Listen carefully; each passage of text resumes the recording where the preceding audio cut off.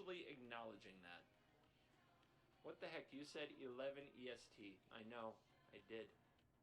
And here I am at 10:56 EST. What a frickin' amateur this guy is. What a scrub. I don't like being here early either, man.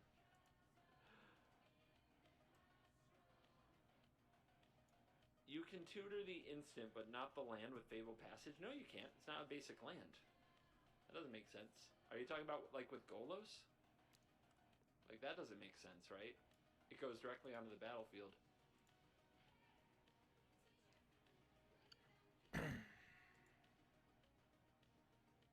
I don't know, man. I think this is cool. I want them to do this stuff. I want land that is also spell. I thought there should have been a companion that's a land. Quite honestly. It'd be freaking sweet. Bye, Rod. Rod was here. Now Rod is gone. By the way, Cheese on Everything. Are you still here? Is Cheese on Everything still actually here on the stream? The winner of our burn competition. Do you exist in my chat? My chat is full of maniacs. Are you one of them? Guys, say something in chat if you are Cheese on Everything. There we go. Alright, you get to pick a cosmetic for my account to immortalize you as part of the CGB army, as part of the Cool Kids Club. You get to pick a cosmetic from the daily deals. And that will be the cosmetic that always represents you in my account. It's your job to remember it, though. That's how that's the prize for the burn game. So, oh, good, they kept the deals from yesterday. Oh my goodness, we got selection. You can be Nicole Bolas God Pharaoh. You can be God Pharaoh's Gift. You can be Wrath of God. You can be Anger of the Gods. I'd pick one of those. I don't know if I'll ever play these other ones.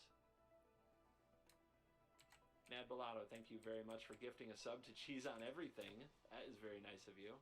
So what's it going to be, man? Once you're over the absolute hype and excitement that I know comes with receiving a sub to my channel and access to my sweet emotes, we're going to need you to focus up and make a decision, and it has to be the right one.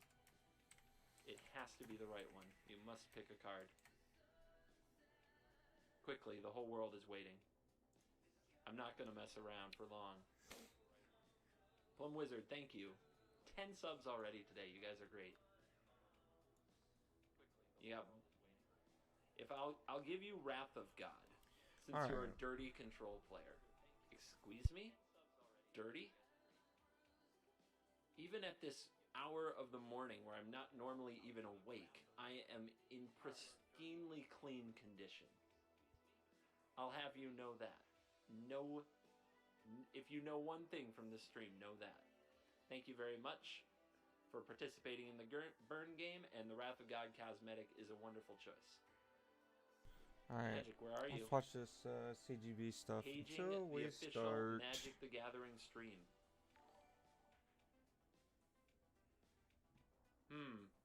Dizzy Lemons, thank you very much. I'm sure Crokies is raging. Paging the official Magic the Gathering stream, where are you? Baba Yaga Rock, thank you for gifting the sub. That's your 43rd gifted sub on the channel. I appreciate you. Mark Rosewater famously had a tough time getting his coworkers excited about the idea of a Lands Matter set. Eventually, he made it happen. There we go. By nicknaming the world What Silly Name?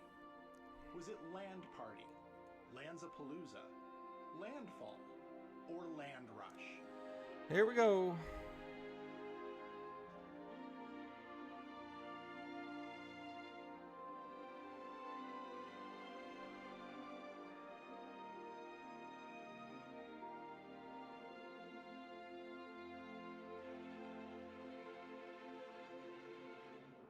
I mean, I'm gonna guess Landfall, but I have no fucking clue.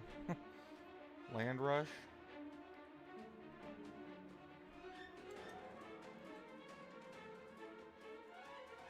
Yeah, why would it be Landfall? It was Landsapalooza that would officially go on to become Zendikar, a world all about The original Zendikar featured a whopping 20 non-basic lands, and mechanics like landfall that really cared about lands. Finally, the vision of a land-focused world was complete.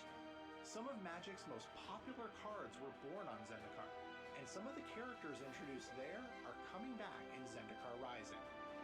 You'll see. Which of these green cards first appeared in the Zendikar set? Was it Nissa Ravain, Avenger of Zendikar, Harrow, or Omnath, Locus of Mana?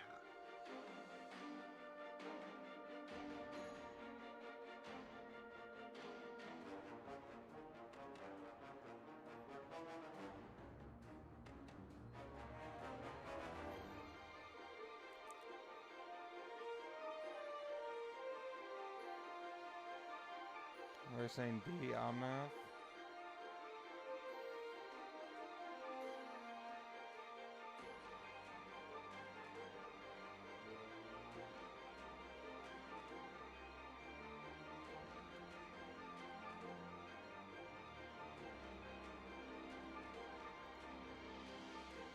Nissa Ravain. Zendikar is a world full of adventure and peril, with daring souls who explore lands. We got 7 minutes still? At the heart of all this change 11 is my the Void, ass. a mysterious force on Zendikar that creates an incredibly volatile earth and climate that can cause the ground underneath you to crack or begin floating in the air. The follow-up to Zendikar was the incredibly popular Worldwake set. Now Worldwake upped the adventure even further and brought new twists to a lot of popular mechanics from Zendikar. Worldwake had a lot in it, but which of the following did not first appear in Worldwake? Was it Landfall on Instants and Sorceries, the Multi-Kicker mechanic, a Planeswalker with 4 abilities, or a Legendary Elemental?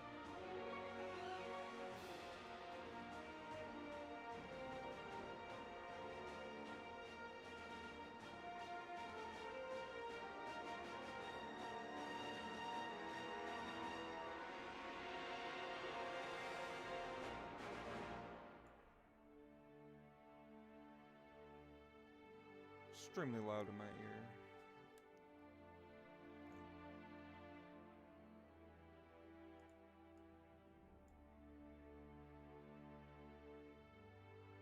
The Elemental? D? A Legendary Elemental. The Nice, Rise of the Francisco. Eldrazi set took the focus off of lands and shifted it onto the gigantic creatures known as the Eldrazi. They were trapped on Zendikar millennia ago by 3 Planeswalkers, but in this set, a different 3 Planeswalkers, Jace, Chandra, Volumes are low? and Yeah. Sarkhan, convened in the Eye of Ugin and accidentally set them free, unleashing them on the world of Zendikar, changing the multiverse forever. The 3 Planeswalkers that originally locked away the Eldrazi on Zendikar were Sorin, Ugin, and who? Was it Urza, Nahiri, Obnixilis, or Nicol Bolas?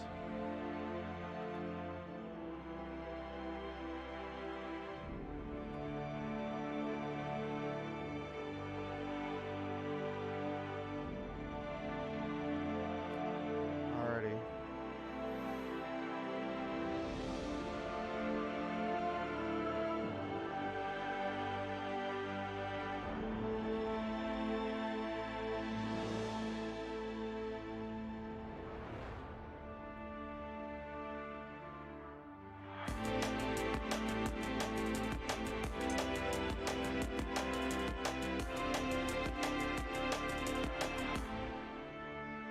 Edgar, thanks for the like.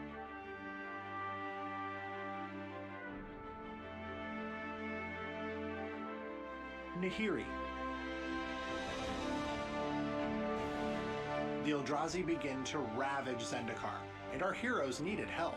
Sorin eventually went to Tarkir to look for Ugin. Jace and Chandra also left the plane. And then, eventually, the story picks back up in the set Battle for Zendikar. What year did Battle for Zendikar release? Was it 2014, 2015, 2016, or 2017? Probably been around since, what what is it? Since Theros. I haven't been playing that long.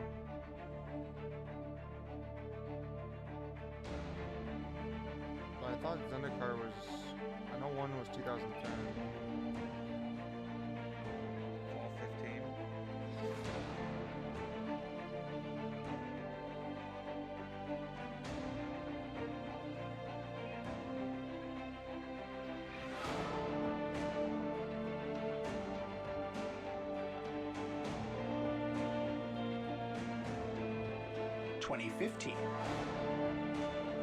At the end of the battle, the Eldrazi are defeated. The Planeswalkers of Battle for Zendikar take an oath to protect the multiverse from any and all threats. They form the Gatewatch. In Oath of the Gatewatch, the Planeswalkers' oaths to protect the multiverse was represented by a cycle of oath enchantments. Which of these characters did not get an oath in Oath of the Gatewatch? Was it Chandra, Jace, Nissa, or Liliana?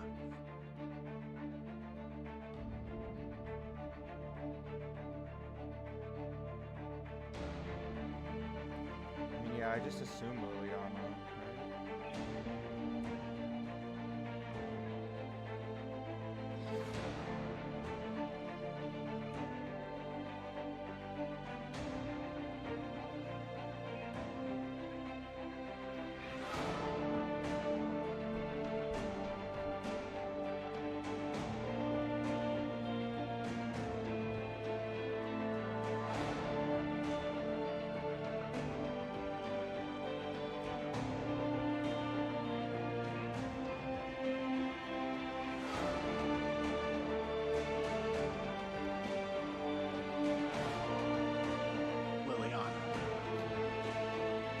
After the events of the Battle for Zendikar block, Zendikar is slowly returning back to normal.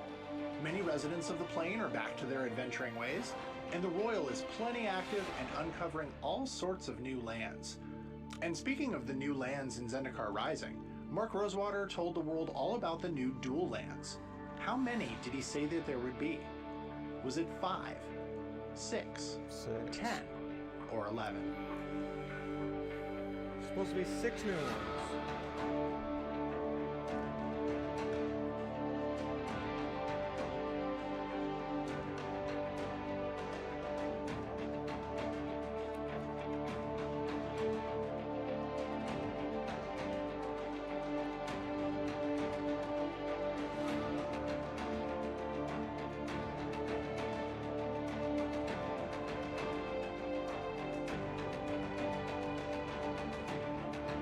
Six.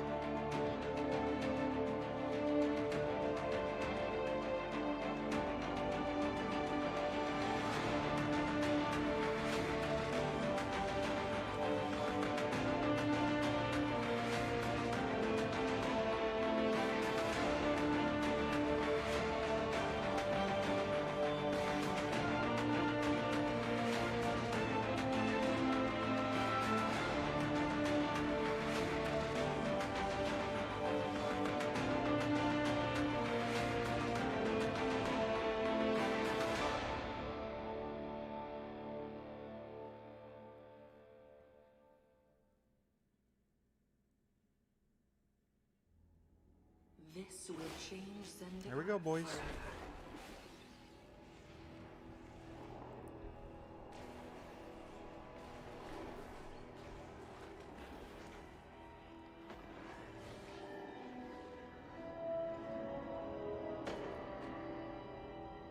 Careful.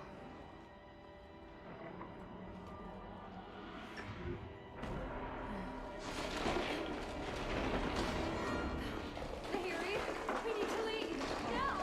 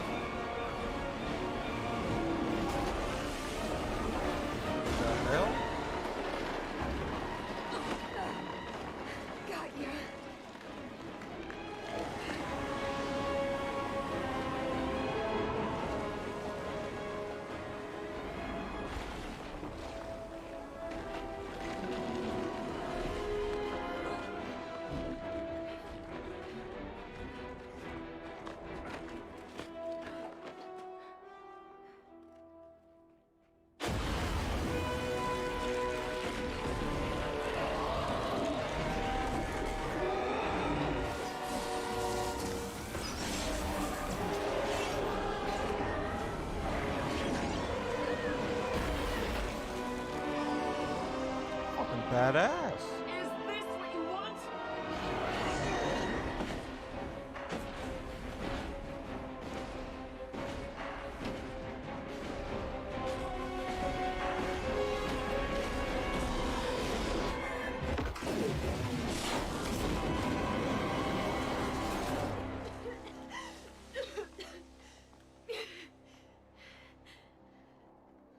Zareth?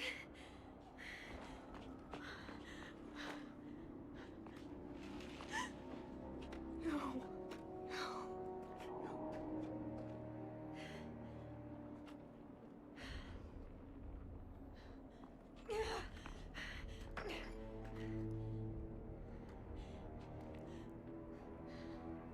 What is this thing, Nahiri?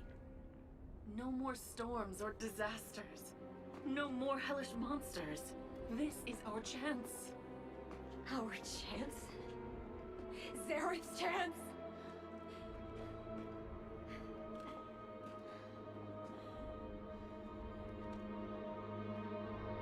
No.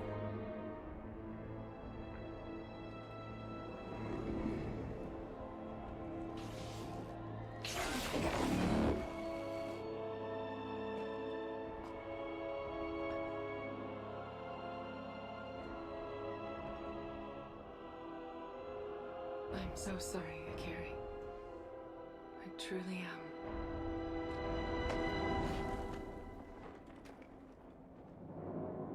Shit.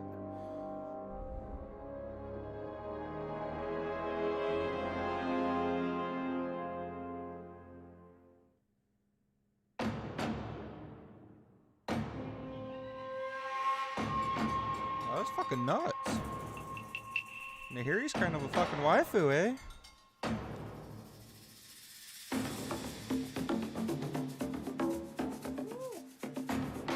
What's up, everybody? I'm Jimmy Wong, And I'm Becca Scott. and we're here today to tell you about Zendikar Rising, the newest set from Magic the Gathering. That's right, Jimmy. As you know, Zendikar is all about adventure, exploration, and reward. And it's full of floating hedrons, skyclaves, and, of course, the royal. And because it is an adventure world, we're here today on our adventure set, and we're about to go on a little adventure of our own. But before we get into it, let's find out what's been happening on the world of Zendikar.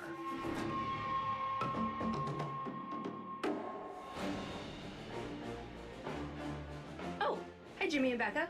Welcome back to Zendikar. I hear you're about to go on an adventure to learn about the card set. So let me tell you a little bit about what's been happening on this plane since the last time we were here. The Eldrazi are gone, but the Royal is still a pretty serious threat. It's like this world's natural defense system. You have to watch out for those unexpected earthquakes and lava elementals. Definitely watch out for the lava elementals. And as we saw in the trailer, Nahiri is willing to do anything to get rid of the Royal, and I think it would have some serious repercussions here on the plane. So good luck on your adventure. Actually, you might need some companions to kind of help watch your back. So let me introduce you to the planeswalkers that you're going to meet here on Zendikar. First up, we have Nahiri, Heir of the Ancients. 2 red-white. Oh, I thought This you meant card new features companions. Nahiri standing in front of a repaired sea gate. And it comes in this beautiful Yeah, Orcus it says treatment, companions, featuring what the Nahiri fuck? descending into a cavern looking for an ancient core artifact. Next up, we have Jace Mirror Mage, 1 blue. And here in this card, we've got Jace featured back-to-back with his Illusion, who's acting as his bodyguard. This also comes in an amazing borderless treatment that features Jace and his double, surrounded by vignettes of his adventures within the Skyclaves of Zendikar. Nissa is also here on Zendikar, and I'm really excited to show you these 2 pieces of art. In this one, she's descending a floating staircase of a skyclave looking for something, and in this amazing piece of art, which will be on her borderless card, you can see Nissa exploring the wilds of Zendikar, looking hopeful as the land restores itself now that the Eldrazi are gone. I hope those planeswalkers help keep you company. I have one more bit of information before you go. If you're interested in learning more about what our heroes are up to in Zendikar Rising, we're going to be releasing web fiction that'll fill you in on all of those details. So keep an eye out for that soon. Until then, good luck. Bye. Thanks, Maris. That was awesome. Becca, what do you say? Should we get into it? Let's do it, Jimmy. But you know what? We could cover more ground if we split up. Good idea. Let's do that. All right. Adventure! Adventure! I want one of those hedrons in my fucking room. Hey everybody, like many of you, I'm adventuring from home. So let's talk about that Jace card we just saw. It had Kicker, a fan favorite mechanic that we are very excited to bring back in Zendikar Rising. In fact, let's check out a new card with Kicker, and that's Blood Chief's Thirst. Okay, Blood Chief's Thirst. This is a sorcery for 1 black mana, with Kicker, 2 and a black. You may pay an additional 2B as you cast this spell. Destroy target creature or planeswalker with converted mana cost 2 or less. If the spell was kicked, instead destroy target creature or planeswalker. Great in the early game for taking out small threats, fantastic in the late game for taking out anything. Kicker is awesome, and it gives you a ton of flexibility. Late in the game, you've got a lot of extra mana, dump it into some super powerful spells. That brings us to our other returning mechanic for Zendikar Rising. It's Landfall. Now, land is a major player on the plane of Zendikar. Look no further than the return of the famous Lotus Cobra. Lotus Cobra, 1 and a green, creature snake.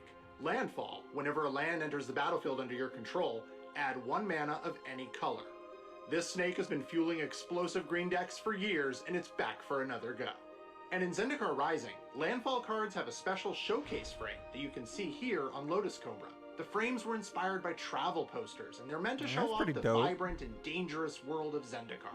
Just look at this frame, isn't that beautiful? Okay, and next up, you know what? There's no one here. These ferns aren't going to stop me. I'm going to show you another landfall card. We're gonna do that.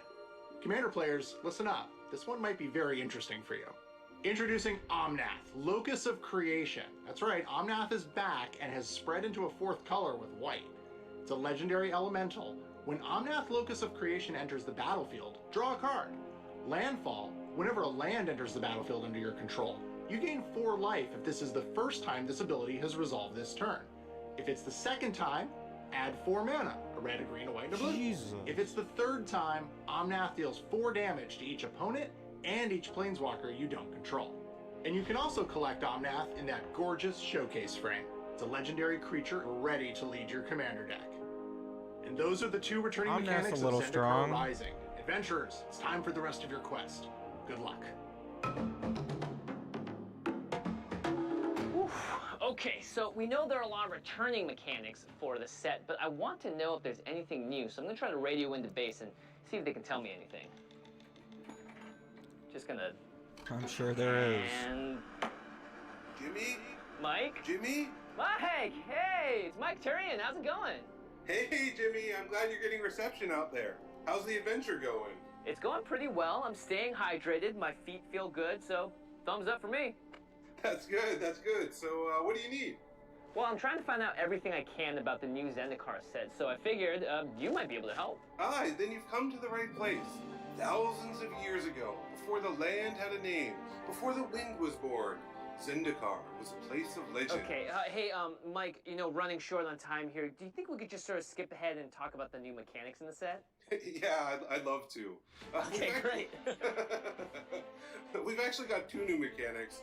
And when we created them, we wanted to go back to that original feel of Zendikar and capture what everybody loves about magic in Zendikar. The first mechanic I wanted to share with you is the party mechanic. It's aimed at making you feel like you're on an adventure with your friends. What you're going to do is get your 4 adventuring classes. You're going to want your warrior, your wizard, your rogue, and of course, what every party needs, your cleric. Yeah, there we go. That's perfect. And you get bonuses for having your party all together. Here, let's take a look at Shepherd of Heroes. New cards. I'm always excited for this. So with the Shepherd of Heroes, not only is it a 5 mana, 3/4 flyer, but when it comes into play, you get 2 life for each member of your party. Wow. That makes a lot of sense. You know, the more party members you have, the more life you're going to be able to heal and save up because you got people to defend you. What do you guys think about this one? Yeah, exactly. I mean, it's exactly what you'd expect a cleric on Zendikar to be doing. So next up, we see Acquisitions Expert. As a 1/2 rogue, it's a little creature, you know, it gets in there, it does a little bit of damage, but the great thing about it is the party mechanic here, you get to force your opponent to discard a card,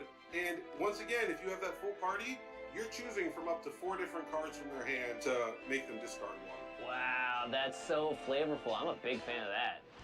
Tazri. You can see here, a 4/6 for 5 mana, that's alright. If you have a full party to cast Tazri, that's a 1 mana 4/6 creature. Are there any other legendary creatures that we might be able to take a look at?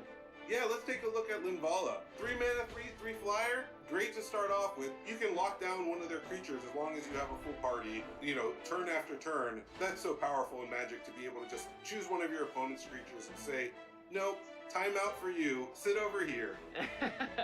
That's fantastic. I mean, this is just so much fun. I love the way that you're incorporating that classic sense of adventure and gathering together with a group of friends to get out there with your band of like traveling companions. Really cool stuff.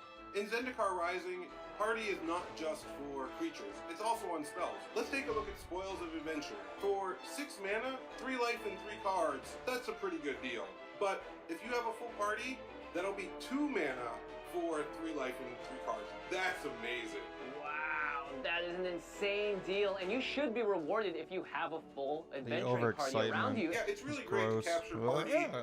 on Zendikar, right? It is a world about adventure, and so you're going to want to go and collect that full party, and so you can have a great adventuring experience. Yeah, fantastic. Okay, well you said 2 new mechanics, so what else is there? Another new mechanic is we're bringing back double face cards, and this time we're calling them modal double face cards, or modal DFCs for short. Whoa.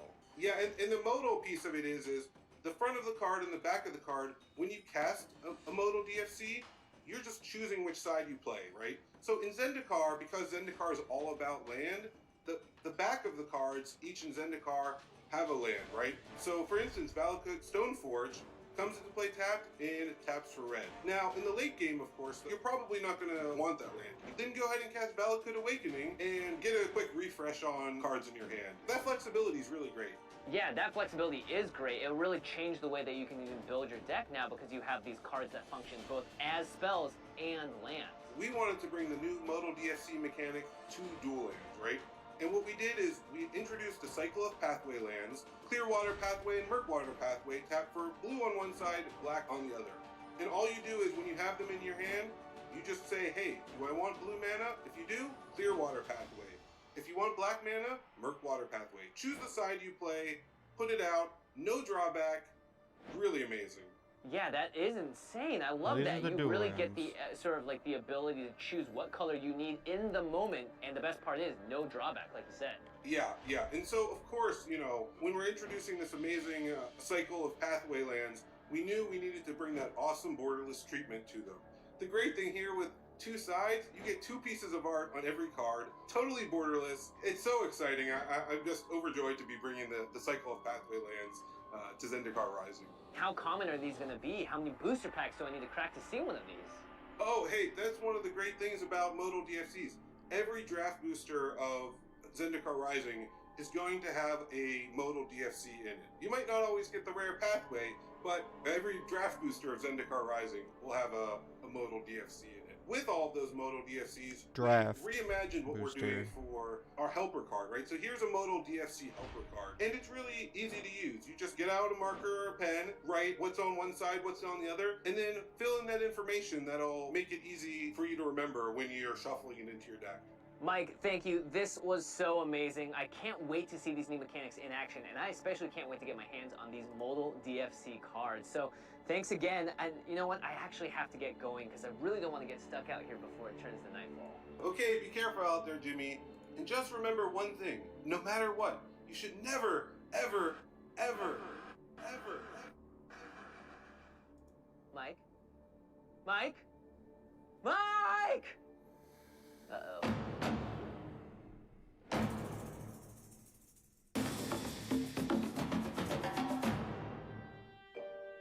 Oh, hi.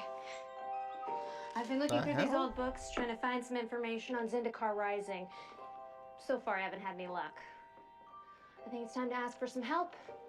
Let's check back in with Maris and see what she knows. Maris?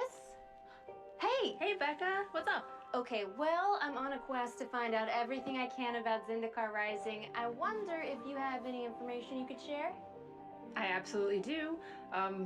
You know what? I can tell you about Booster Fun. Ooh, yeah, please. Let's start with the lands, because you and I know that players love the full art basics, and Zendikar has got those. You can get full art basics in the set boosters as well as draft booster packs. And if you happen to be someone who wants the foil full art lands, you can find these in collector boosters. There will look pretty be dope. one foil full art basic in every collector booster pack. Those all look great. Okay, what else can we look forward to in this set? Well, there's so much to collect in Zendikar, and I think you're gonna be really excited about this next part. expeditions are coming back. Expeditions! Yes! Okay, awesome. I'm gonna have to pick up all of shit. those. They are going to be back as box toppers, and any of the booster displays, you are going to be able to get Expedition box topper. So if it's a set booster display, draft booster display, What you're going to the get a hell? non-foil Expedition card. And if you're getting a collector booster display box, you're going to get 2 non-foil Expedition cards. What? 2 non-foil expedition cards. Okay, that's amazing. And if you're interested in getting a foil Expedition, those are exclusive to collector boosters. Ooh, nice. Okay, are they all lands?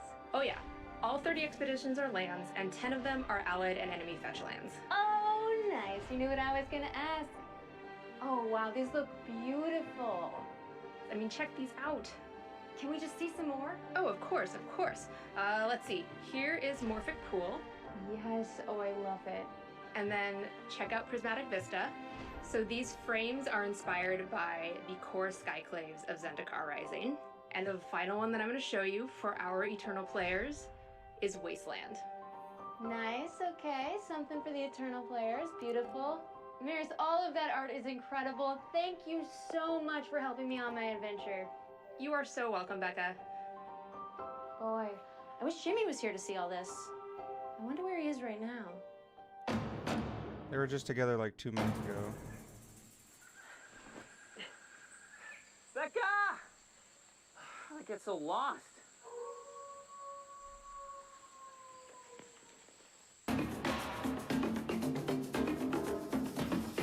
Hey everybody, I'm back. I'm still Matt Tabak, and I'm still in the business of showing you awesome things.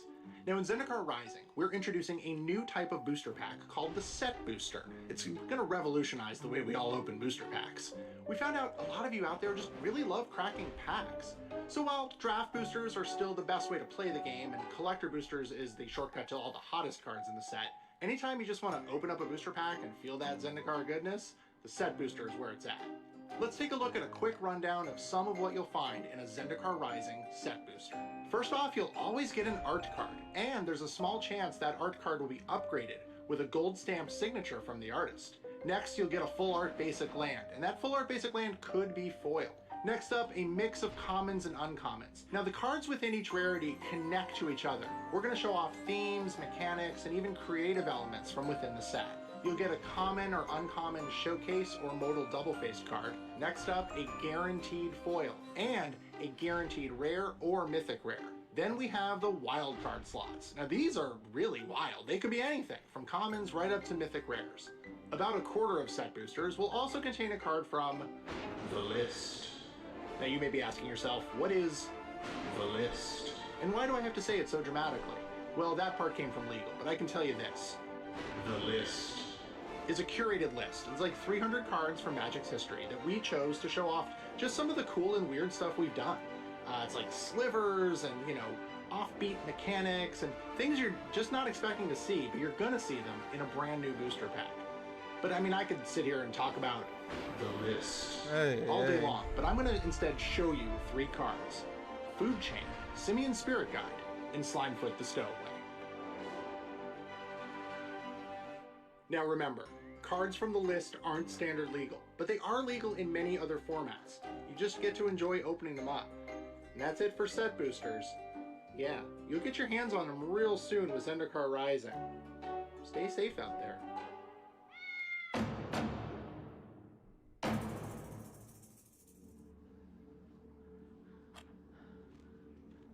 Becca!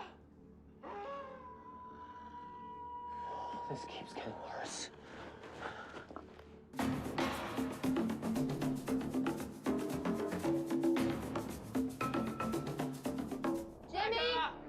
Jimmy! Becca! Follow the sound of my voice. Yeah. Oh, Becca, thank goodness. I'm right here. I was stuck in the dark. It was so scary and there were monsters. Okay, that's great, Jimmy. Look what I found. Ooh, treasure? Yeah. Oh, should we open it? Obviously, and look who's here with us. It's Mark Hagan. Hello. Oh, hey, Mark, how's it going? Great. How are you guys doing? Very, very good. Open Being it. lost Okay, in the okay, jungle let's with like see a what is 65-inch inside. TV don't seem too bad. It's the whole next year of magic. You've seen some of the stuff we're doing this year, but now it's time to go into the future and talk through what Okay, we're doing in roadmap, here we go. 2021. Let's take a look. All right, first up we have an axe. Somebody's getting the axe, huh? That's right. coming this winter, we are going to Kaldheim. So this is Magic's Viking world. We've seen glimpses of it before. We got a whole set coming to kick off 2021. Amazing. All right. I think I was a Viking Viking theme. in another life, so into this. Let's see here. Next up, this is a scroll of sorts. Next up, we are going back to school with Strixhaven. So this is the most elite magical university in the multiverse, and it consists of these 5 colleges that are kind of battling it out with their own takes on magic, and it's a set unlike anything we've done before. Pretty cool. Very, very cool. Awesome.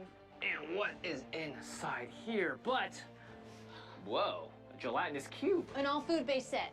Next up, we have a pretty epic collaboration, a long time in the making, and to tell you a little more, we have a special guest. Hi, Mark. Well, I am very excited to be here to help you indeed. announce the collaboration that we have all been waiting for. Dungeons Flubber. and Dragons is coming to the Magic Multiverse. That's right. No Yeah. way. Yeah. This is a full black bordered standard legal set in the world of Dungeons and Dragons. We're calling it Adventures in the Forgotten Realms. We could not be more excited for this. For Hey, over that's 45 pretty dope. years, Dungeons and Dragons has been the premier tabletop role-playing game, and we are finally bringing our brains together for a full-fledged card set that both D&D and Magic players will not want to miss. Thank you so much, Shelley. Thank you. Thank you. Bye. Bye, Shelly. Bye. Okay, well, there's something else in here that looks pretty interesting, and I think I know where this one's going. Tell me more about this, Mark. I can take a guess, Yeah. but I think I know what's up. Yeah, if all that weren't enough, we are rounding out the year by going back to my favorite plane. This is Innistrad. So we've had so many ideas for how to bring back that kind of classic Innistrad feeling, fun stuff with werewolves, fun stuff with vampires. We actually couldn't fit it all in one set, so we're doing 2 Innistrad sets. 2 full-size sets. The first one really focuses on werewolves, and the second one is more focused on vampires, and I've even heard rumors of a vampire wedding. Wow. So if that sounds interesting to you, yeah, tune in at the end of next year. No Well- Italian food at that Wow. wedding. That So we're definitely getting does 5 interest sets me. total. Mark, one of my Good. favorite parts of Magic each year are these specialized sets. Is there anything you can tell us about that? Plus the Yeah, we core got some sets. cool stuff. We are doing a little thing we're calling Time Spiral Remastered. We took a look at the entire Time Spiral block, and we kind of distilled them into a brand new draft experience. So it pulls cards from all 3 of those into a new way to play. If you were around originally for Time Spiral, this is a great way to dive back in and see those cards again. If you weren't More than around, the this is core your sets. chance to experience it. So a really unique experience, a fun product. And we decided to do one special thing in the spirit of Time Spiral and time travel and kind of retro love. We're putting 1 card in each of these boosters that appears in the original border. So these look like old Magic cards. We get asked about this all the time, and we said this is the place to do it. Time Spiral Remastered, 1 per pack. Some very cool looking cards. That is Throwback. super cool. I love it. Okay, anything else? So speaking of things that fans are asking for, there's another thing that we know you want. We hear you, and it's the fetches. So next year we're doing Modern Horizons 2. It's Modern Horizons 1 was a ton of fun. We loved it. We hope you all loved it. We're bringing it back for a sequel, so a lot of the same kind of energy from Modern Horizons 1 is returning. And I can officially confirm that the 5 enemy fetches are in the set. They're in boosters. Modern Horizons 2 featuring the enemy fetches. You've heard it here first. All Super right. sweet. Yes. About time as well. Okay, something else in this treasure chest makes me a little curious. What is this? About time for a shoe-themed set, right? I wish. We're not quite there yet. I'm working on them. We are doing something fun with shoes, though. We teamed up with our friends at K-Swiss, and we worked with them to create an exclusive Jace shoe that you're holding there. What? Yeah, so you can see some of the details, the colors, the patterns. All of that is particular to Jace. Super beautiful. A lot of great detail. And also, they glow in the dark. Did I mention that? They glow in the dark. Glow in the dark. I could have used this like 2 minutes ago. Also, it's cool. Those shoes are actually available right now. So there's a very small, limited number. They're going to go very quickly. So if you're interested, act fast. I think there's a URL, and try to get in on those Jaces. They're beautiful. Yeah, I'm gonna need to adventure into a pair of those. Whoa. What? Mark? What does Yeah. this mean? Presumably it means it's time to talk about Secret Lair. Ooh. Yeah, what would Secret Lair be without some surprises? So surprise, we're going to announce a new drop right now.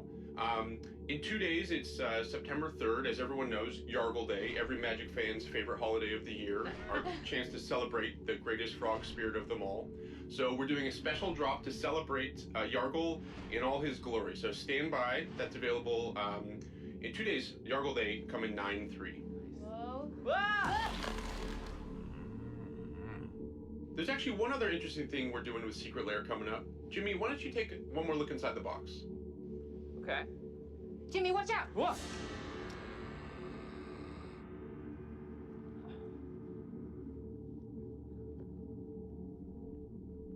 The Walking Dead? Oh my gosh, it's Bicycle Girl as a walker token. Stay tuned for more exciting news on Secret Lair and The Walking Dead coming soon. Well, that's going to do it for Zendikar Rising, as well as the upcoming year in Magic. Yeah, Jimmy, there's just so much to look forward to. I mean, it feels like there's really something for everybody. Yeah, exactly, Becca, and that's why I'm just really... Hey, Jimmy, Becca, Hey. my friends, I've been looking for you. How are you doing? Well, hi, Sean. I mean, we're in the middle of something right now, but... We're doing a thing. What are you doing? Oh, I'm sorry. I was just busy playing Magic the Gathering Arena on mobile. What? Yes, for me today, and for you coming soon. Wait, that's awesome. Can we... It is. May I? No, I'm in the middle of a game. But anyways, I'm sorry. I don't mean to interrupt you guys. As you were. And Jimmy. Oh! Oh, it was him. He was the... Well, hey, mobile arena? What? Arena on mobile? Count me in. I know, it's super awesome. I think we should wrap this up so we can see if Sean will let us play. That's a good point. Sean, do you have Zendikar on there yet? Thanks, everyone, for joining us. We'll see you next time.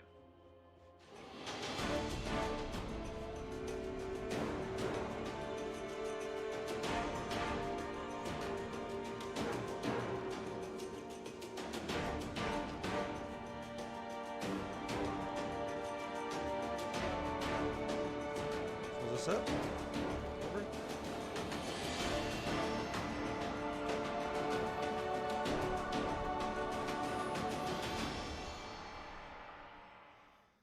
Marker, you ready? Do you want from the top or? All right, we're good to go. This is BTS. I can hear you from my computer now. Arms crossed, arms crossed. The question is like, if you kicked Jace, I'm like, how many people want to actually kick Jace? There's probably some. Check out Blood Cheats first. Blood Cheat, wow. I heard collaboration, so I thought that must be us. Blood Cheats first. I can't say that. Yes, it absolutely makes sense. Can I accomplish it? We'll find out. Just looking through all these steps. Let me Blood Cheats thirst. I just... Oh! Give me back, Jimmy. I'm sorry, I was just busy playing Magic the Gathering Arena on mobile. That's awesome. I'll let you have a little bit more reaction then. Blood Cheats thirst. God, Lee. That's the card we picked? And the end. Coming Did it soon. say when Magic was going to be available on mobile, or did I miss it? That was fun.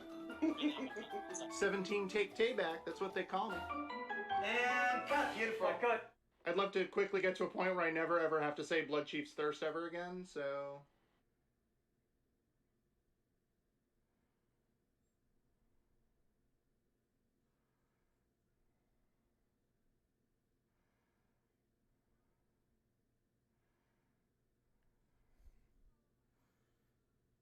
Chat, so wear mask, nerds.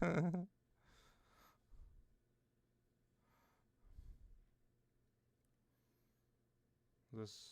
so it's over?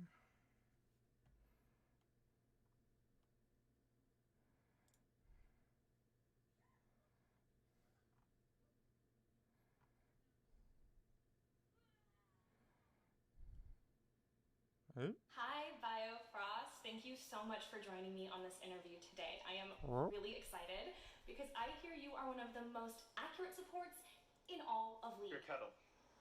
Looks like it's about to go off in 5.3 seconds. And the fourth book on your bookshelf is out of order. You should get that. As long as Biofrost is acutely aware of details, you can count on Geico saving folks money. 15 minutes could save you 15% or more on car insurance. Welcome, everyone.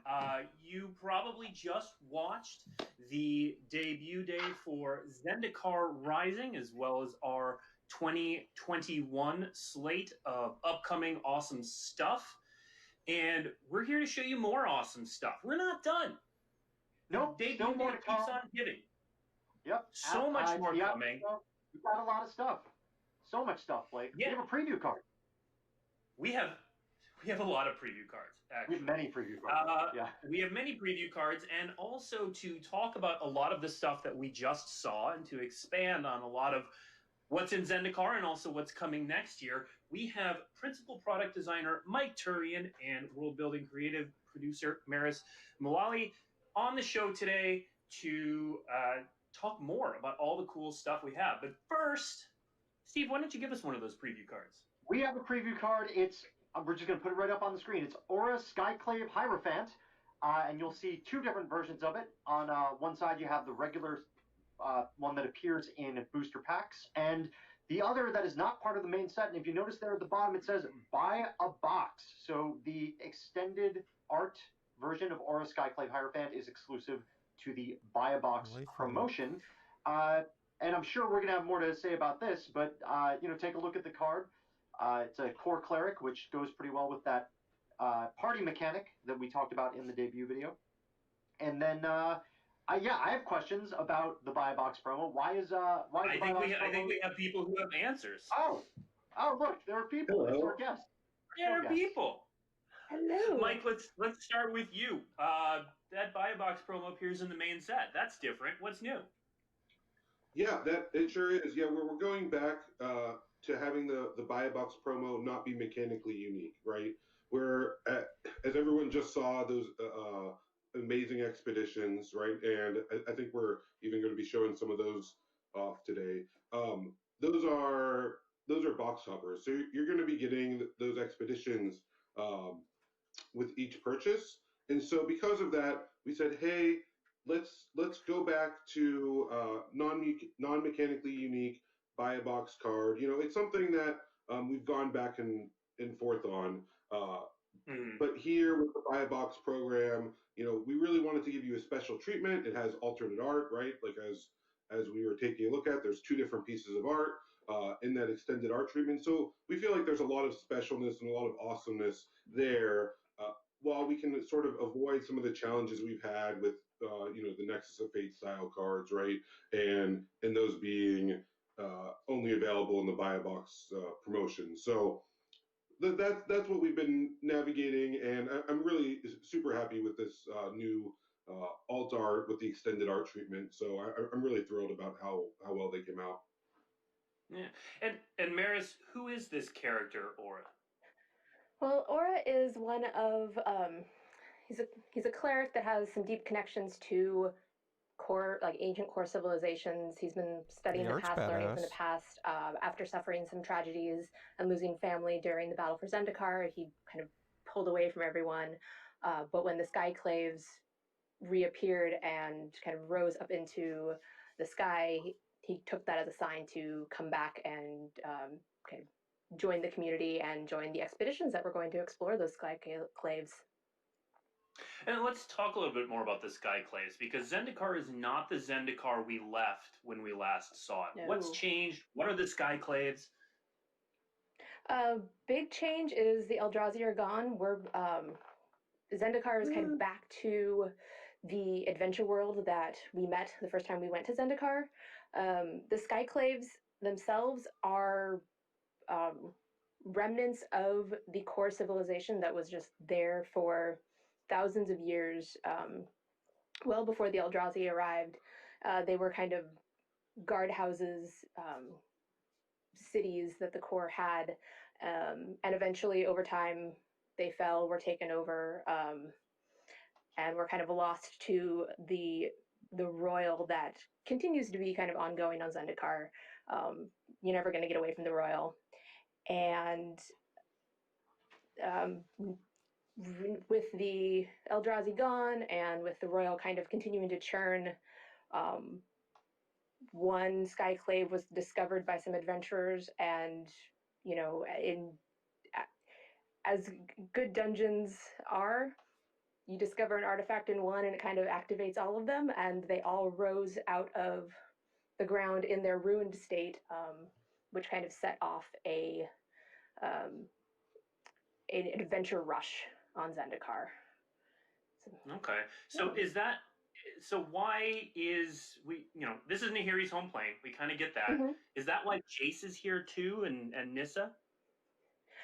Yeah, so like Nahiri is definitely interested. I mean, she's core. She's been around for a long time, so she's very, very invested in figuring out what's going on here. And here you can see Nahiri's standing in front of the rebuilt Seagate. That's another thing that's new is after Seagate was destroyed during the battle with the Eldrazi, there was a lot of work to kind of get it rebuilt, and its reconstruction is kind of this beacon to the potential of Zendikar. So she's here to help Zendikar restore itself. Jace is always in love of a puzzle, and these giant ruined skyclaves are just giant puzzles, and so he's here figuring out what's going on. Nissa's just up to Nissa stuff. And I'm guessing we're going to learn about a lot of the reasons for these people doing what they're doing in the magic fiction that we just announced. Yes. Is that right? Yes, we are. We're going to be getting on Wednesdays and Fridays.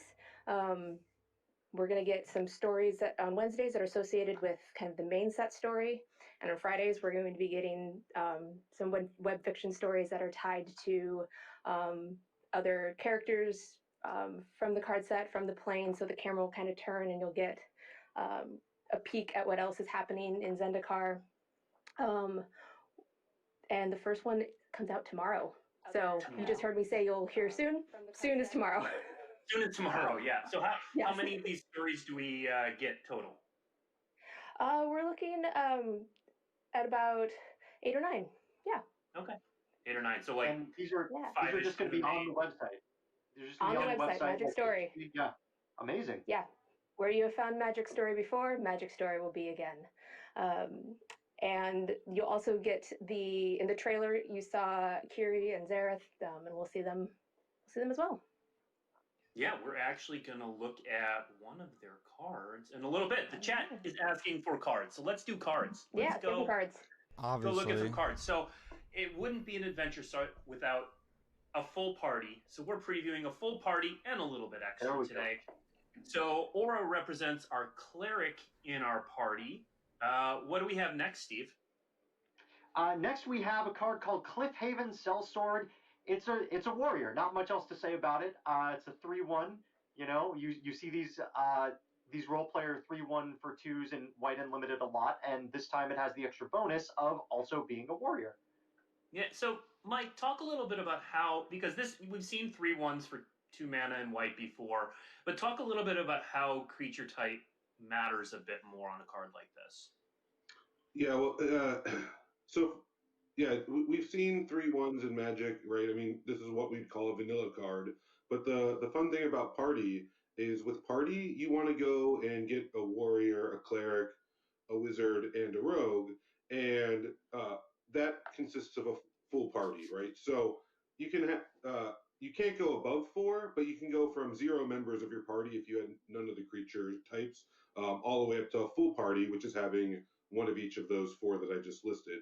So here, the interesting thing is being a warrior and a 3/1. It's you have some interesting gameplay decisions, right? Because Cliffhaven's Sellsword is adding to your party by being a warrior, but at the same time, you want to be attacking, right? You want to be getting in damage. So there's that interesting dynamic there because with only 1 toughness, basically, if the Sellsword fights anything in combat, it's going to end up in your graveyard and therefore not be adding to your party. So we really liked that gameplay, and it just shows how even a card as simple and straightforward as a vanilla 3/1 can really add to that dynamic gameplay that people love about Magic.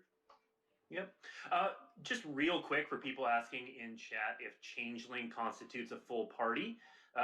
Mike, what do you need for a full party? So if you had a changeling, that would help you with one party member essentially.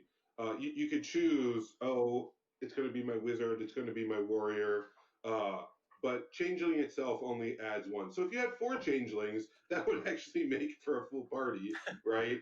You went back into your Lorwyn collection and dug up some fun changelings.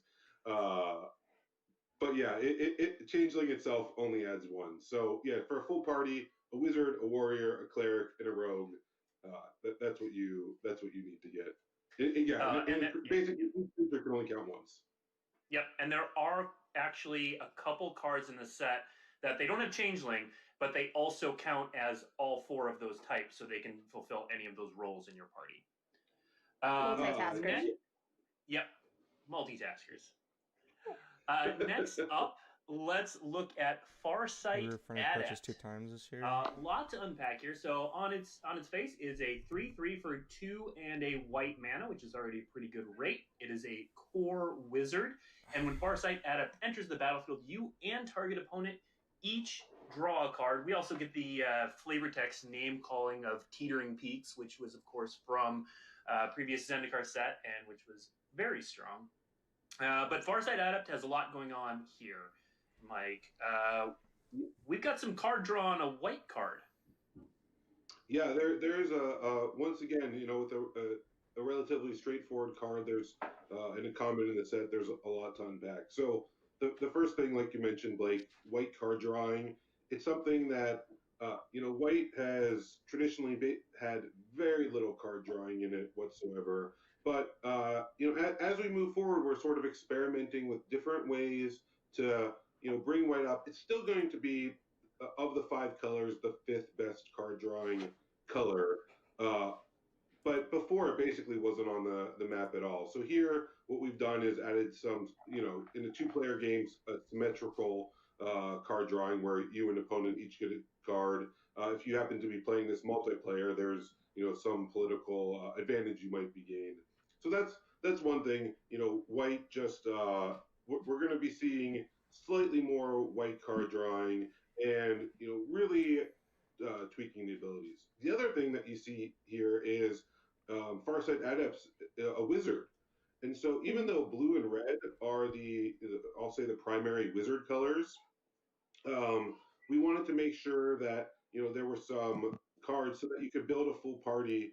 No matter what color combinations you were playing, that you had some options. So Farsight Adept represents a common white wizard, so that way, because it's doing, card drawing itself is a very wizard feeling mechanic, and Farsight Adept let us show that off as well.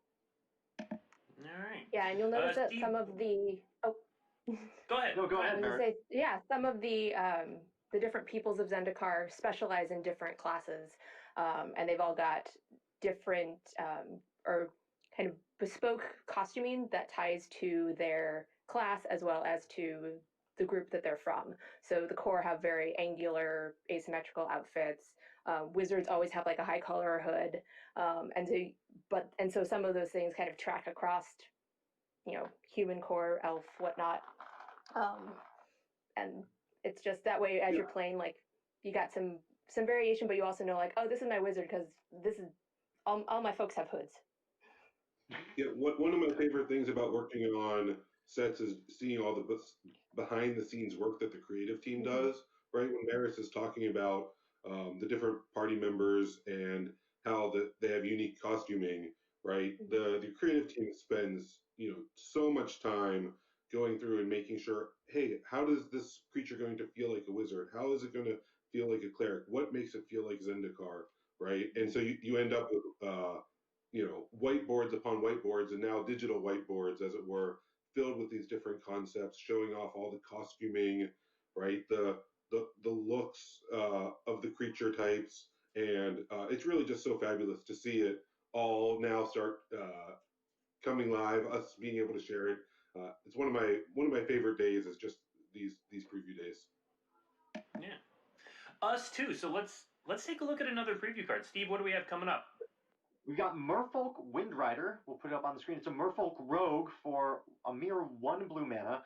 Flying, and when Merfolk Windrobber deals combat damage to a player, that player mills a card. Sacrifice Merfolk Windrobber, draw a card. Activate this ability only if an opponent has 8 or more cards in their graveyard.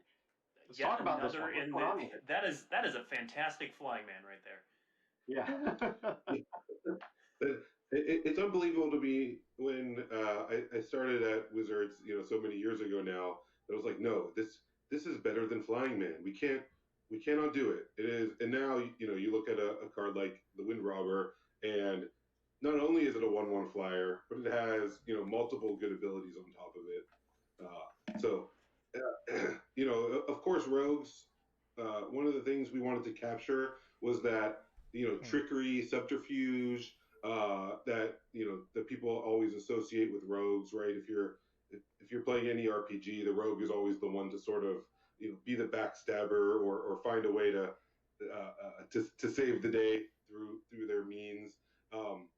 So here with rogues, we tried to capture that filling your opponent's graveyard, right? You can see that that the Wind Robber gets a special ability if they have 8 or more cards in their graveyard. And then also, every time that he hits them, he's building up their graveyard as well. So, it also, one of the things I always enjoy about a card like this is, if you put him out on turn 1 and he's the only damage, it's like this race of, are you going to knock them to 0 life first, or are you going to mill out their library first? Because with a 40 card deck, it's actually pretty close about which one wins the race.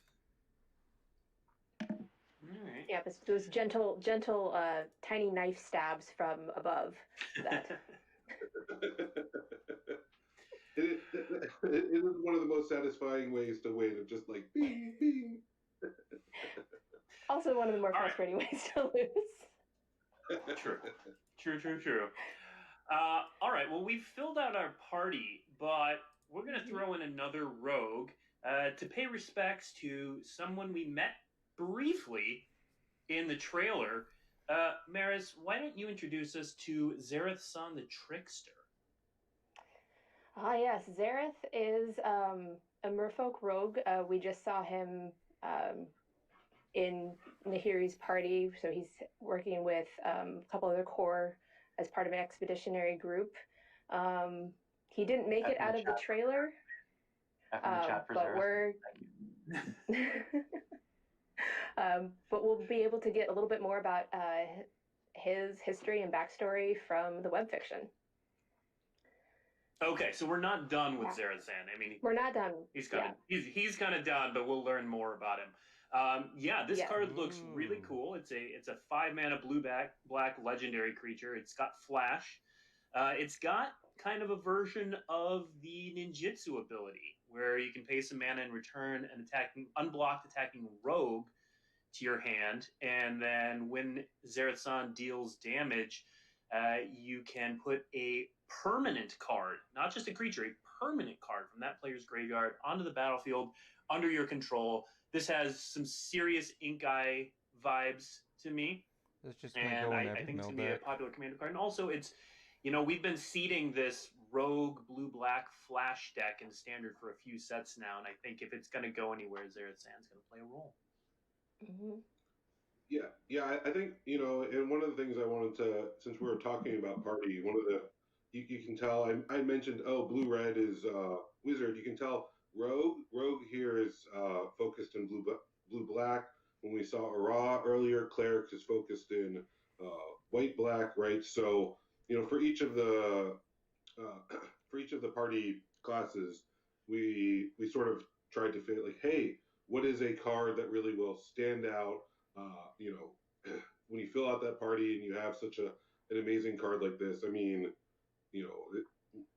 4 mana for this ability is, incredible, especially because, they haven't blocked your attacking creature to begin with, so you're likely to be hitting them for damage when you use that first ability. All right, we've got another preview card, Steve. This one's exciting. We do, and we saw 2 Planeswalkers already, but there is a third in the set, and we showed the art during the debut moment. We're going to show you the card. Here is Nissa of the Shadowed Boughs. Oh, here we go. And you might notice that this Planeswalker has a keyword ability on it. This Planeswalker has Landfall. Mike, Planeswalker with Landfall. What's going on? Yeah, that is. So this is the one that was leaked. We're super excited to be bringing, the mechanic of Landfall back into Zendikar with the Zendikar Rising, and one of the things we wanted to do here, and we've seen this with Jace also, is bring the mechanics of Zendikar Rising onto the Planeswalkers, right? Really finding a way to both amplify the Planeswalker, amplify that feel of the mechanic, and here it's just such a great landfall mechanic because you can cast Nissa, and if you had like Fable Passage in play, right, power her up right away and basically immediately use her ultimate ability, right? So of course that probably means you've waited to slightly later in the game to do that, but that's just it's such a fun new way to look at Planeswalkers and find ways to power them up, and also just play right into the mechanics of, hey, this is what I'm doing while I'm playing Limited, while I'm playing Constructed with Zendikar Rising. And Maris, I can't help but notice that Nissa, who's been mono green This is before, who's Golgarian, won't fit been into blue every green, damn green deck. now is black green. What is going on there? I mean, who could know? Except maybe the web fiction. Read the web fiction. It's free on that. I don't think we're going to need to prompt people to do that. I think people are pretty excited that we're moving back to that. But yeah, so that will all be answered. Yes. You'll notice that your land gains menace as that's one of the nods to adding black to Nissa on her abilities. So maybe not as compelling as the web fiction. Much itself, rather have menace but, and vigilance. Having menace on the land is nice because you don't really want your lands being blocked in combat. You just want to get in there for some good damage. And if you've ever fallen into a blackberry bush while hiking, you know lands can have menace. It's a real thing. That's true. That is true. That is true. All right. Well, that is all the preview cards we have from the main set. We do. So, as announced in the video earlier, there are 30 expeditions in the set that you can get as box toppers or in collector boosters. They are being revealed throughout the day. We revealed some of them in the debut video.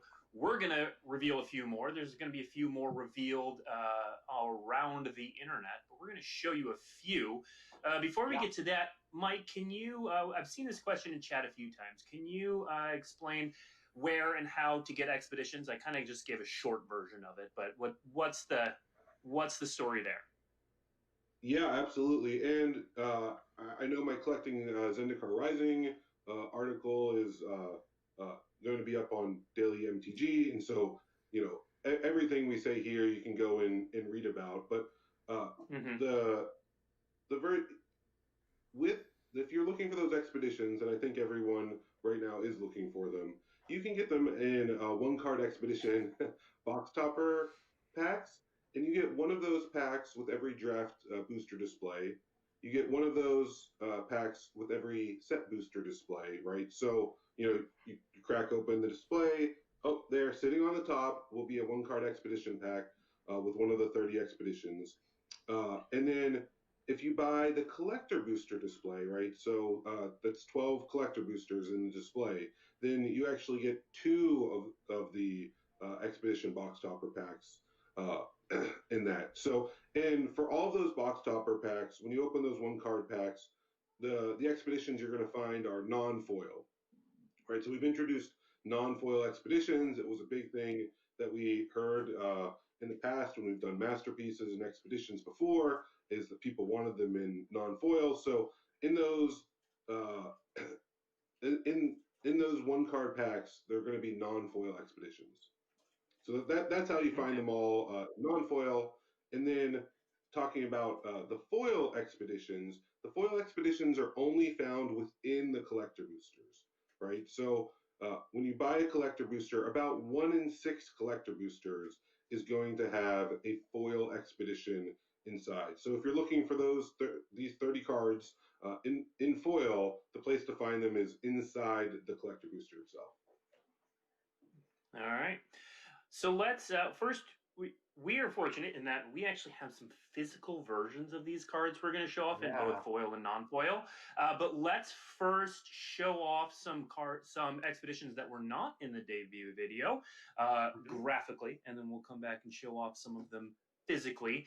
But of course, we weren't just going to print one of the community split on what to call these. They're essentially commander lands. The Sea of Clouds, Luxury Suites, Spire Garden, Bountiful Promenade group. Let's put those up. Fantastic art from Sam Burley there on Sea of Clouds. Yeah, I was super happy to Luxury Suite. include these in the set of expeditions. They're cards that our commander players have really loved, of course, because they're designed for multiplayer, and bringing these from Battle Bond into the Zendikar expedition set was something that I was really excited to do, and I think from the response, our players are excited to see also.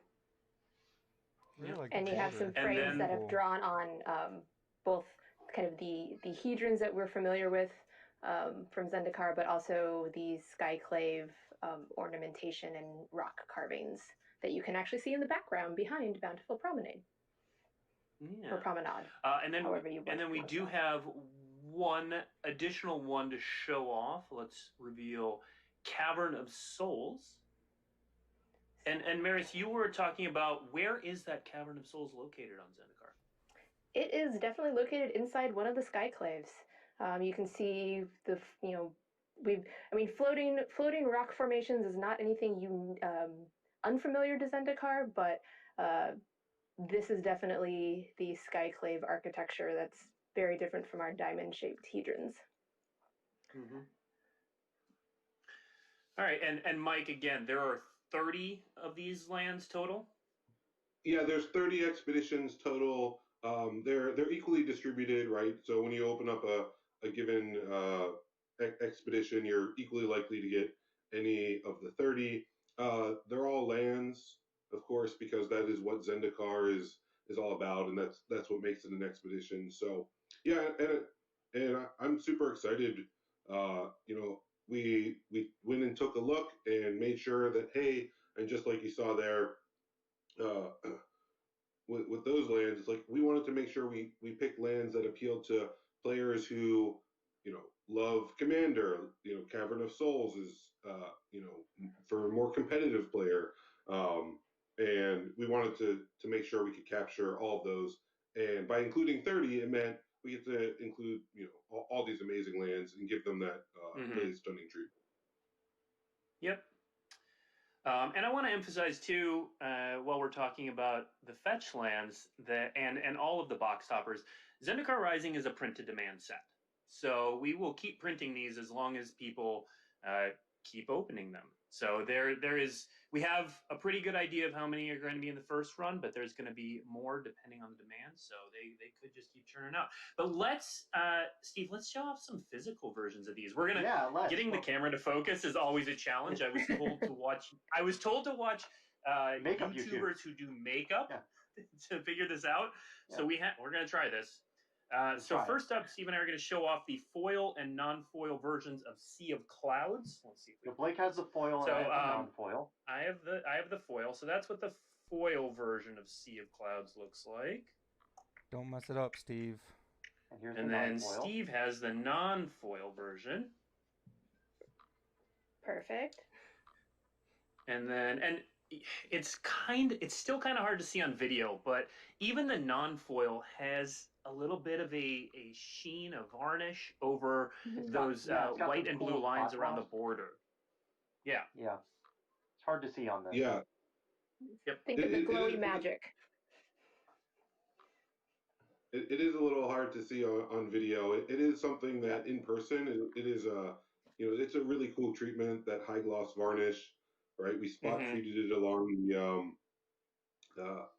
along there. Oh, is that Cavern of Souls we're taking a look at? So now? this is the non-foil Cavern of Souls. Steve's got the foil. If I can keep this in front of the camera. I am clearly not ready to be a makeup YouTuber. We're working on it. And then Steve's got the foil. Yeah, to me the treatments are so stunning, right? I can't wait for people to see them in person because it's a place where the digital medium. Even video here is a poor substitute. Here's the Scalding Tarn. Yeah. We're gonna try to get these up for we'll get some social I videos think. going Yeah. to get a little bit closer, but yeah, that is a little bit.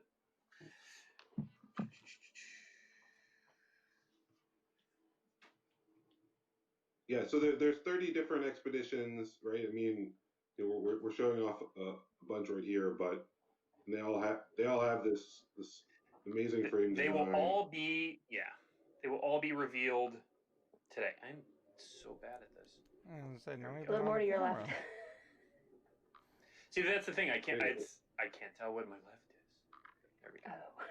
That's the non-foil Verdant Catacombs. Steve has the foil. Then we're just going to show off one more with Wasteland. Wasteland. There we go. Yeah, we have Wasteland. Yeah. It's a magic. My all-time favorite Magic card right here. Oh, that's what kind of player you are. Absolutely, that's the kind of player I am. It is. I have found if you like winning games of Magic, especially competitively, your opponent not being able to cast spells really helps. So, yeah. Solid strategy. I'm definitely going to have to pick up a playset of those. That is, that's what I'm all about. Oh yeah. So yeah, these are all box toppers. You can get them in draft boosters, set boosters, and collector boosters as non-foil box toppers. Is that correct, Mike Turian? Yeah, that is absolutely correct. And with the collector booster displays, you get 2 of them with every collector booster display. But yes, that's correct. All right. Next up, I want to talk about.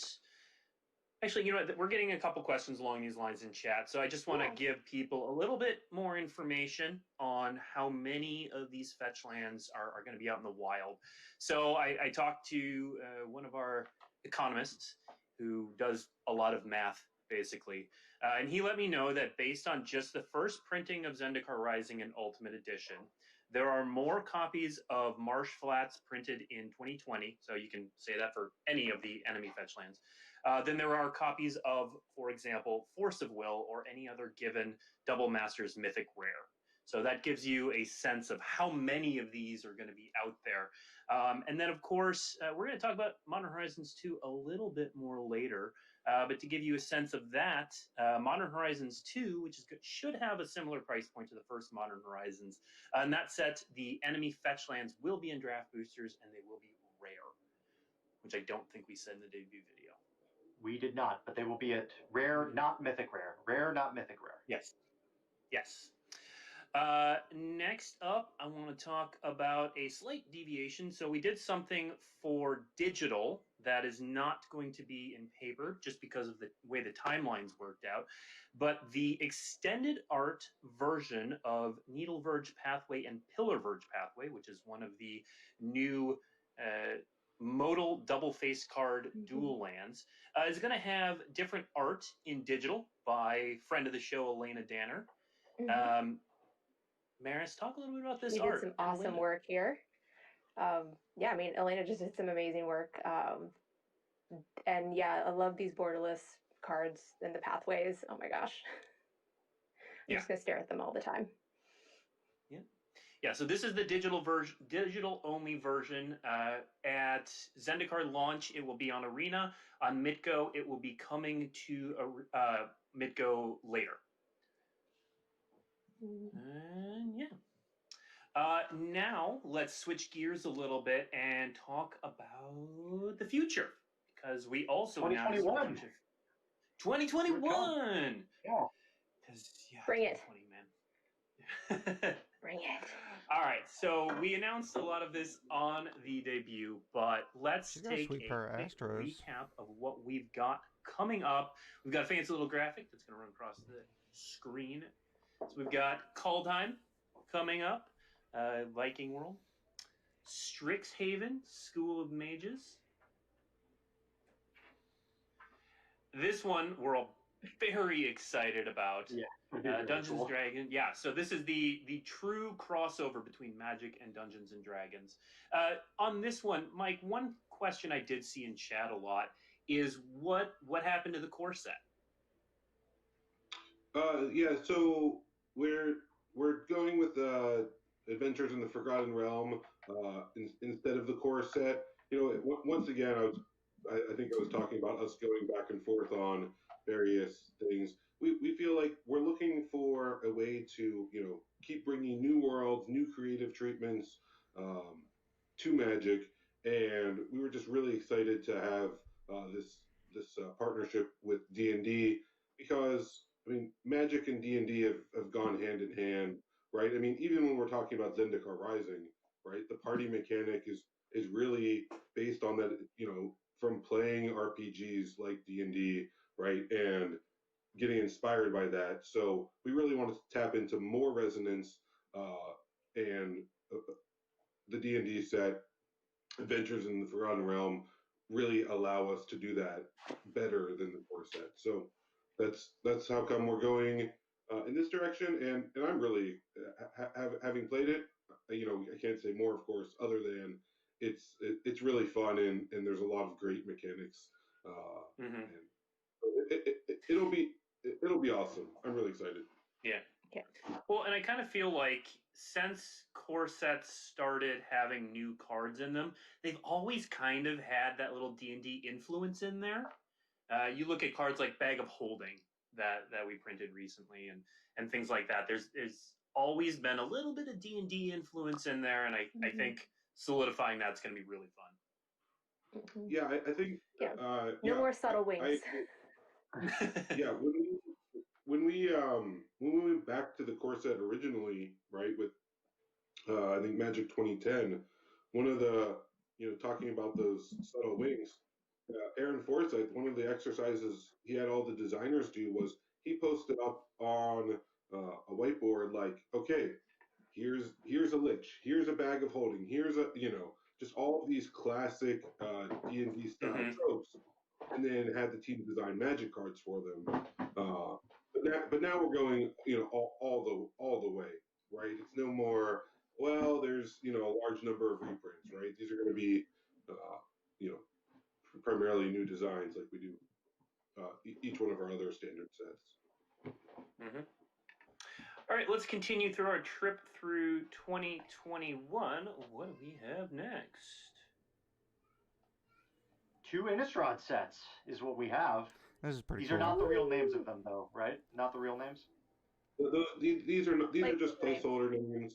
They're capturing the spirit of what each set is about, but not. You know, we're pretty far into the future now, and so we're not sharing the real names just yet. Yep. Next up, we have Time Spiral Remastered. This may be the set I am most excited for in all of the history of everything. Yeah. I mean, for me, I've been playing since forever, and so Time Spiral itself was a nice callback when it came, and then remastered, and then we're doing old border treatments of things. And yeah, Mike, talk about where the inspiration for this came from. Well, first of all, that Path of Exile in the original original frame, right? That is Path of Exile, the Chalice of the Void in the original frame, like insane, absolutely insane. Yeah, super exciting. But you asked me about the inspiration. Was that the question? Yeah. Where did that come from? Yeah, Time has no meaning. Time has no meaning. Yeah, Time Spiral is a great set for that, for sure. You know, with Time Spiral Remastered, you know, it offers two things, right? You know, you sort of captured on, hey, I was playing Magic back when Time Spiral came out, and I loved the set and I loved You hate the card experiencing it, spoilers. right? And just, Hopefully but there's some Magic more. sets, I mean, releasing Magic sets multiple times a year, it means you don't get to, live in them for typically more than, a few months now, a year, back then. So it gives us this ability to go back and revisit the cards that people love, the gameplay, remastered, of course. So they're all, that offers some new interactions and new gameplay as well. So for the player who played it originally, it's a great excuse to go back and draft it again, to remember cards you may have forgotten, right? And just have a fun time drafting and playing. But then also, I mean, Time Spiral came out a long time ago now, and so there's plenty of right. I mean, it's, Thanks for making us feel old, Mike. I know. I mean, I never played Time Spiral, so I'm excited to kind of experience this greatest hits of that block without having to go back and try and find the original block. Be older, Blake. Lord. Be older. We're not trying to make you feel old, Blake, but Maris really hit exactly on that second audience of, oh, there's all these, classic cards that people have talked about and, people loved. And so going back and giving players an opportunity who didn't get to try it the first time, a great excuse to go and draft with their friends and, and Magic being so much about community and that shared language, it's just like, oh, now you will know what cards I'm talking about when I talk about, I don't know, some of the cards in that set, which are, Time Spiral.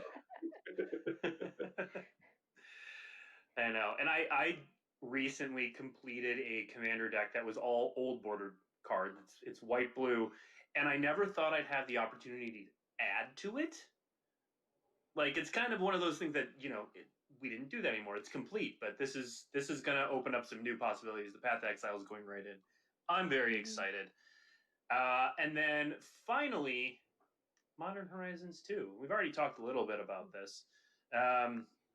But it's going to have some of the sensibilities of Modern Horizons 1. Obviously, the fetch lands kind of break the no explicit reprints rule. But as we said earlier, they're going to be rare in draft boosters. How excited are you two for this one? I'm super stoked. I mean, when I look at that, there's that long timeline showing each of the sets coming out. I mean, to me, it's there it is, right? Yes. Like,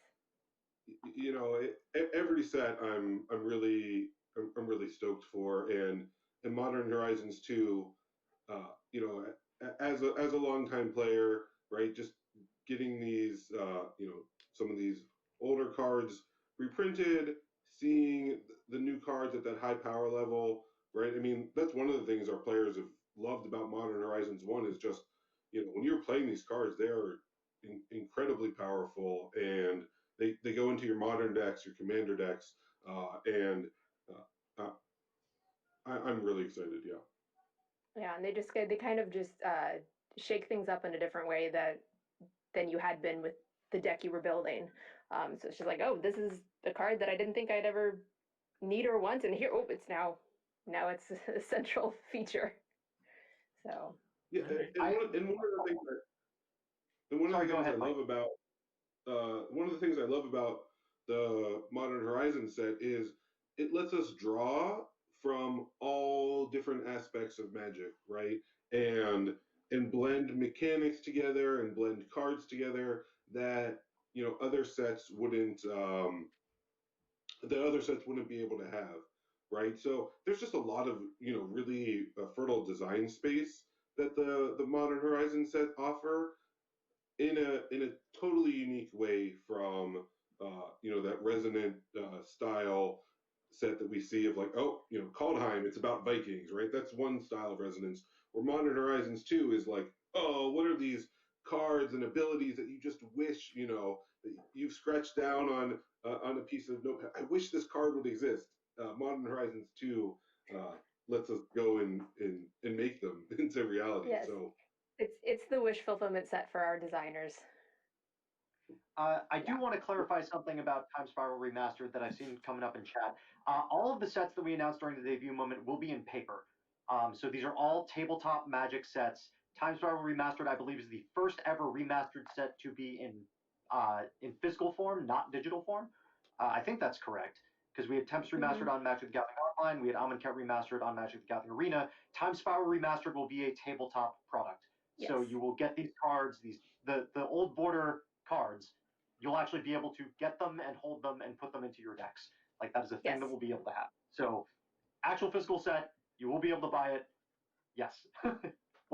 Yeah, that's a good clarification, Steven. And just like Amonkhet Remastered was only on Magic Arena, right? And that let us do some things about how we built that set. We knew Time Spiral Remastered would only be in tabletop, and so like the old border, the old frame cards make a lot of sense in tabletop. Where in Arena, they've never been introduced. So we custom build the sets knowing where they're going to be available. And as we get closer to the release date of Time Spiral Remastered, we'll have more to say about it. That is true. Since that's a good transition, let's move to some questions from chat. We got maybe 10-ish minutes to answer some questions. So I've been writing some stuff down. We will get through as much as we can. Chat, you're moving pretty fast, so we'll try to keep up. But while you guys do that, I do have to show something off while Blake is looking for questions. I've got questions ready. A sample of the Jace shoe that went on sale this morning. It is now sold out. But if you were one of the lucky few to get one of these shoes, I can show you what it is you're going to get, a little bit of a preview of it.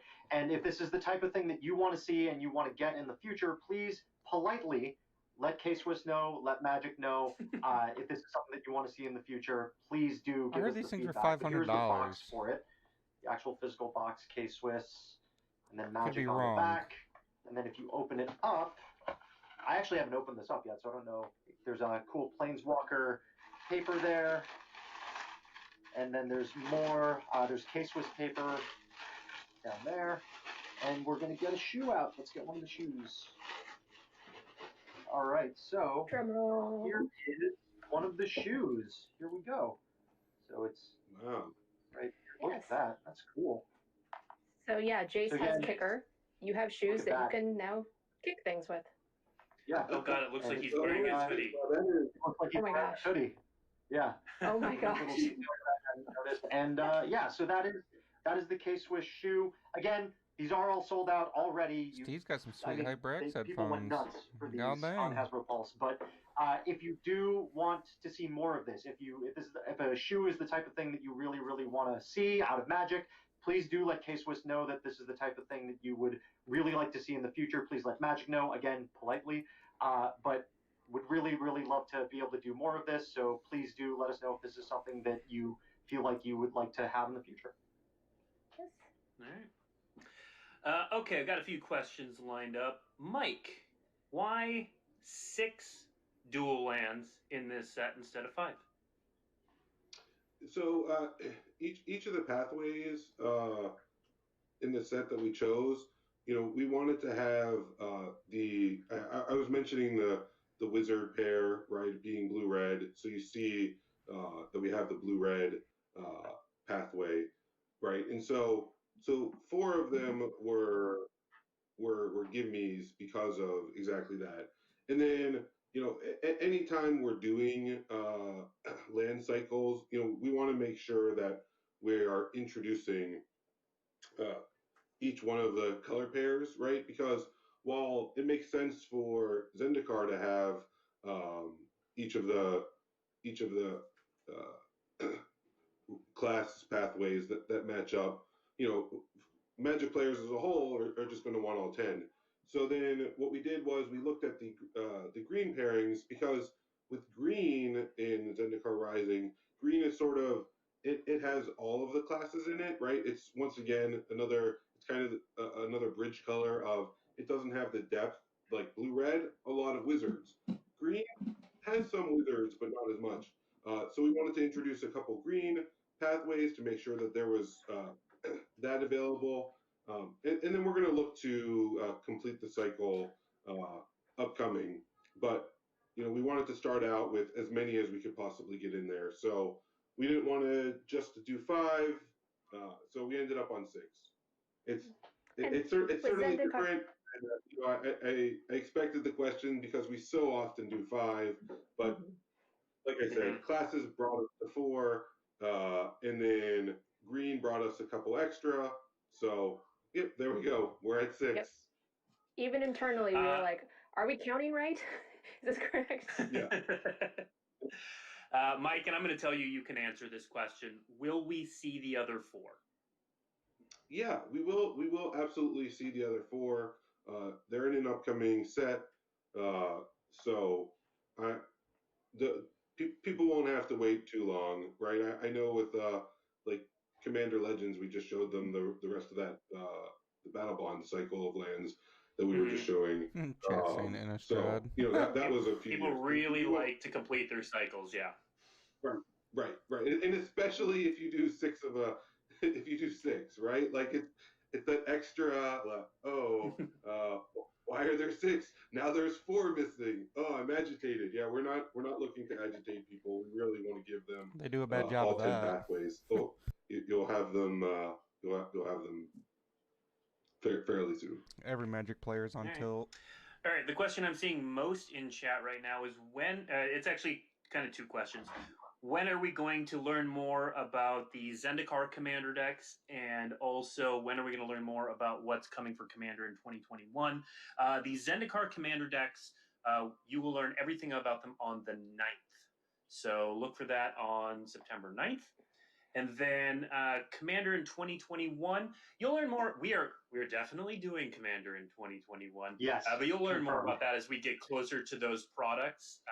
This last year, we combined the Commander products with the regular releases. Look for some more of that to continue. But we'll also talk more about what's happening in for Commander in 2021. A little later in the year. We've still got to get past Commander Legends. I'm so looking forward to Commander Legends. Don't worry, a lot of us play Commander. We're not going to let it disappear. Oh yes, definitely not. Next up, quick one for Mike. Are the expeditions available in languages other than English? Yes, the expeditions are for the box topper expedition packs.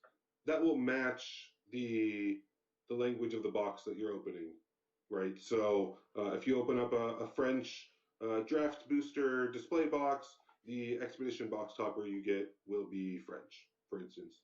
For and those once again are all non-foil.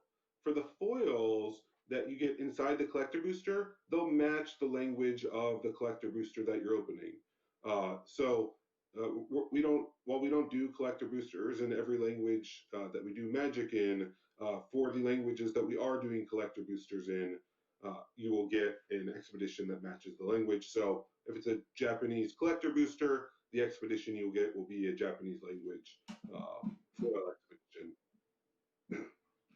1 in every 6. Right. About. Makes sense.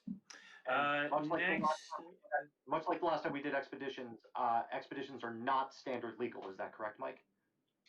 Yeah, the expeditions, being in the expedition set means your format legality has not been affected at all, right? So, whatever formats the card was legal in prior to the printing of expeditions, it will remain legal in. And because the expeditions, none of them were in standard, therefore they're not standard legal. And they all have a unique expansion symbol that is hedron shaped, as opposed to the more Skyclave inspired expansion symbol of the main set. So that'll help you. Yes, thank you, Blake, for the little more to your left. There we go. There we go. That's probably, thanks, producer Sean, for doing what is, you can see the symbol there as opposed to my fuzzy hand. Right. And you can actually see too in the bottom left where the collector number is.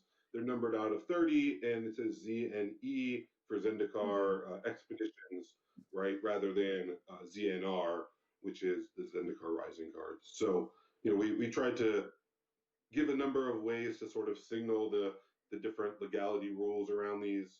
But yeah, we wanted to go back and pick from, you know, among the best lands in Magic from all time, and you know, we didn't want to be worry about, oh, what would this do to the standard environment while we're doing it. So that's. And Blake, Maris, this is a. Oh, go ahead. Sorry, Go I ahead, wanted to, Steve. before as we wrap up expeditions, when can people know the full list of expeditions? Will they know them by the end of the day today, perhaps? Yes, they will all be out today. We'll have they'll be in the variant card image gallery tomorrow morning as well. We'll have the full list. Couple of quick questions before we are almost out of time. This question's from me, Maris. I keep seeing Sam Burley's name on the bottom of a lot of these lands. How much of a machine is Sam Burley? An amazing machine that is, I think, tapped into the mana ley lines of Zendikar. I'm pretty sure. Yeah, Zendikar doesn't exist without Sam. All right, actual question from chat, Maris. Can you run through what we know about the magic fiction so far? Yes, I think I can. Sorry. Like what we've got, like not the story. What we've got coming up. How many episodes? When people can find it. That sort of stuff. Yeah. Yes, so we've got 5 episodes of the main story. Those are going to be debuting on Wednesdays over the next few weeks. And then on Fridays, so every week you're going to get 2 different stories. On Fridays, we're going to pivot the camera away from that main set story just a little bit and check out some other legendary characters and just other stuff that has happened on Zendikar prior to the start of where we're arriving, or kind of contemporary to the main set story. Yeah. All right. And yes, and remember, first one is tomorrow. Tomorrow. So I don't know, Blake, what time does it actually? We say 8 a.m. on the Pacific website. time. It's Okay. sometimes it's usually between 7:30 and 8 a.m. Pacific time, depending on how many people are crashing our website at that point. Sounds good. So depending on which time zone you're in, maybe read during breakfast or your lunch break. Yep. Yeah. Okay, last 2 questions real quick, and then we are out of time. For those asking about when you're going to learn more about the list, that is also going to be made public on September 9th. You'll learn the full list, everything in it, all that jazz. And then, Mike, can you talk a little bit about releasing 2 Innistrad's full sets in Q4? It looked like they were kind of on top of each other, but can you talk a little bit about that?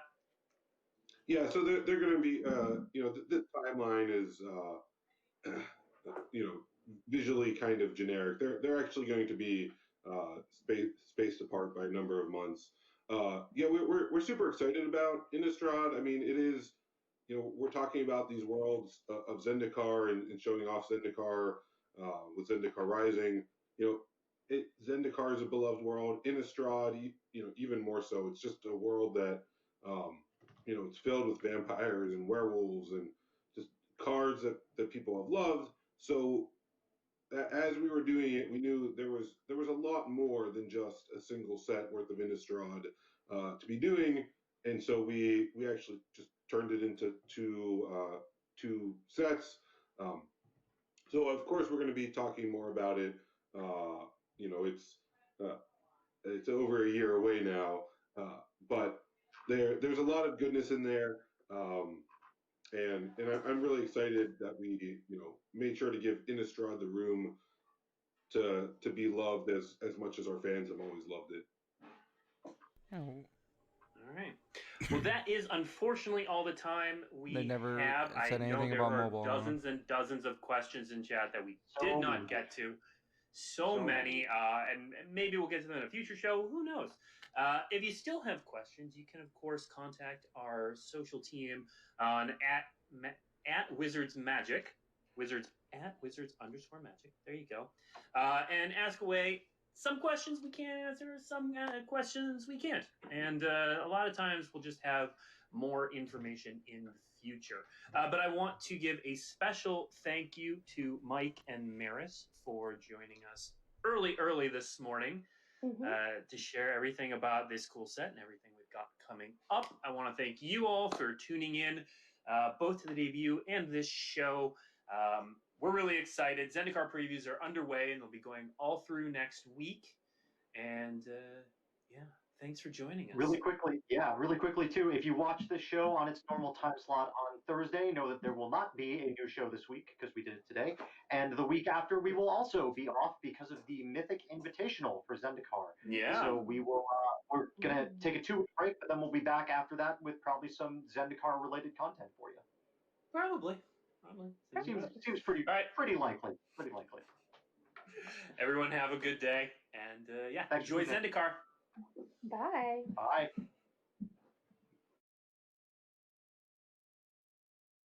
I think that's it. Think we're done.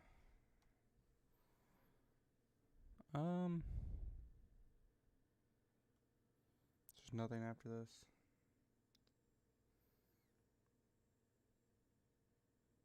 I don't think so. Well, that's exciting. Yep, just went to Amazonian. Okay.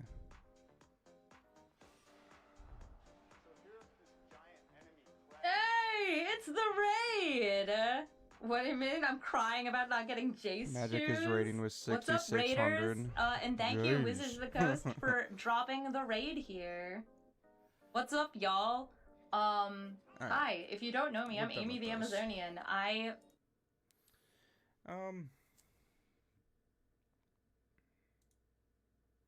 So yeah, that seems pretty cool. Alright, I think I'm just gonna end the stream here. If you guys like the content, please like and subscribe. Lazy Kid Gaming Facebook and YouTube. Besides that, have a great day, everybody.